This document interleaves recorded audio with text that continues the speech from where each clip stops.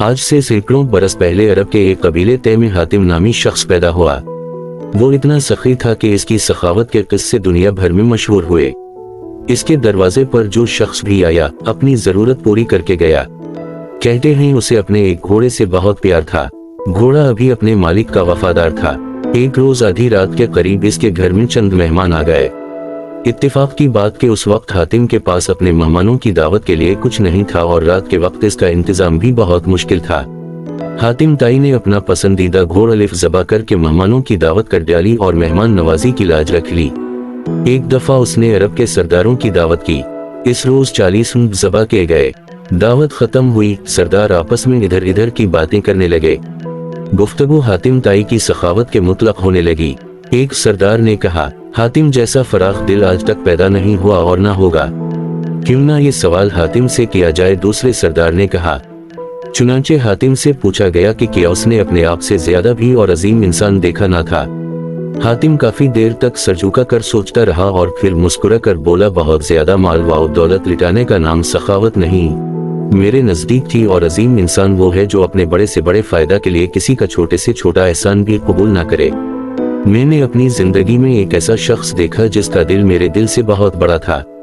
وہ ضرور کسی ملک کا بادشاہ ہوگا جس کے پاس بہت بڑا خزانہ ہوگا۔ سرداروں نے بیک آواز کہا، نہیں دوستو، ایسی کوئی بات نہیں۔ حاتم تائی نے جواب دیا، وہ تو ایک غریب لکڑہارا تھا۔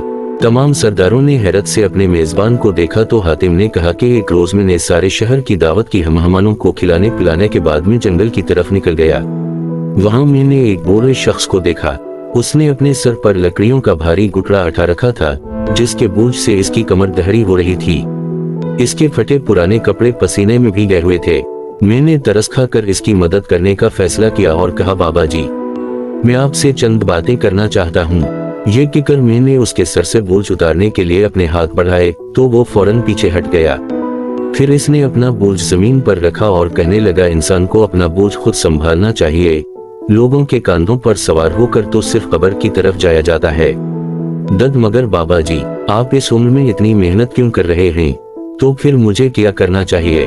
اس غیرت مند لکڑہارے نے مسکرا کر پوچھا۔ آپ کے شہر میں حاتم تائی رہتا ہے، وہ سینکڑوں انسانوں کو ہر روز کھانا کھلاتا ہے، آپ اس کے دروازے پر کیوں نہیں جاتے؟ یہ سن کر لکڑہارے نے گھور کر مجھے دیکھا اور بڑی بے نیازی سے کہا، حاتم کے 2 ہاتھ ہیں، خدا نے مجھے بھی 2 ہاتھ عطا فرمائے ہیں۔ کتنی شرم کی بات ہے کہ میں اس کی کمائی ہوئی روٹی کھاؤں۔ کسی کا احسان اٹھانے سے بہتر ہے کہ میں بے جان لکڑیوں کا گٹھا سر پر اٹھا لوں۔ سب سردار حیران ہو کر حاتم کو دیکھنے لگے تو حاتم نے کہا، وہ غریب انسان مجھ سے بڑے دل کا مالک تھا۔ سبق دوسروں پر بھروسہ کرنے کی بجائے اپنے ہاتھ سے رزق کمانا باعث عزت ہے۔